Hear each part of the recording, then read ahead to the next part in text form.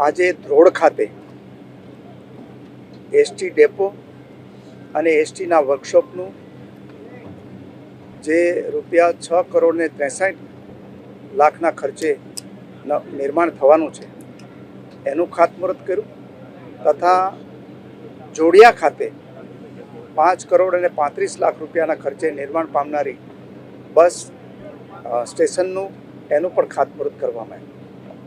અહીંયા આ રીતે આ બંને તાલુકા મથકો ઉપર એસટી દ્વારા માતબર સુવિધાઓનું જે નિર્માણ થવાનું છે એના માટે રાજ્યના નાયબ મુખ્યમંત્રી અને આ વિભાગના મંત્રી હર્ષભાઈ સંઘવી અભિનંદનને પાત્ર છે અને મુખ્યમંત્રી શ્રી ભૂપેન્દ્રભાઈ પટેલની આગેવાનીમાં જે સરકાર મધ્યમ વર્ગ અને ગરીબ વર્ગ માટેની જે સુવિધાઓ છે એના માટે અનેક પ્રયાસો કરી રહી છે।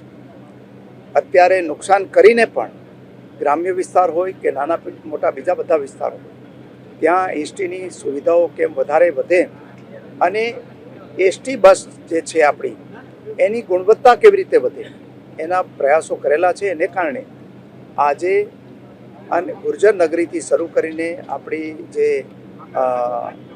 સ્લીપિંગ કોચ સુધીની સુવિધાઓ આ એસટી વિભાગમાં આપેલી છે। એસટી વિભાગ આપણા જે એ સિવાયના બીજા વર્ગના જે લોકો છે ખાસ વર્ગના એના માટે પણ લગભગ નહીવત ધોરણે અથવા તો ચાર્જ લીધા વગર એની સેવાઓ આપે છે। ખાસ કરીને લાખો બાળકો રોજ જેને પોતાના શિક્ષણ માટે અપડાઉન કરવું પડે છે એને 100% જે ફ્રી પાસ આપે છે। એ ઉપરાંત 75% કરતાં વધારે દિવ્યાંગતા ધરાવનાર કોઈ વ્યક્તિ હોય તો એને ફ્રી પાસ અપાય છે અને એની સાથે રહેનારો જે બીજો સહાયક છે એને 50%માં એને રાહત આપવામાં આવે છે। એ ઉપરાંત 40% કરતાં વધારે દિવ્યાંગતા ધરાવતા વ્યક્તિને પણ 100% ફ્રી પાસ અપાય છે।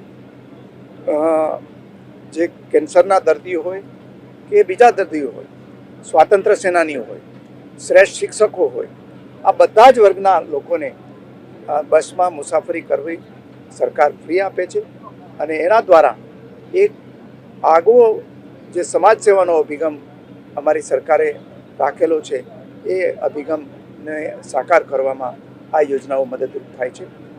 ફરીથી એસટી વિભાગના તમામ કર્મચારીઓને પણ અભિનંદન આપું છું કે એસટીની સવારી એટલે સલામત સવારી એને નહીવત એક્સિડન્ટ ધરાવતો રેકોર્ડ ધરાવતું આ એસટી વિભાગ છે।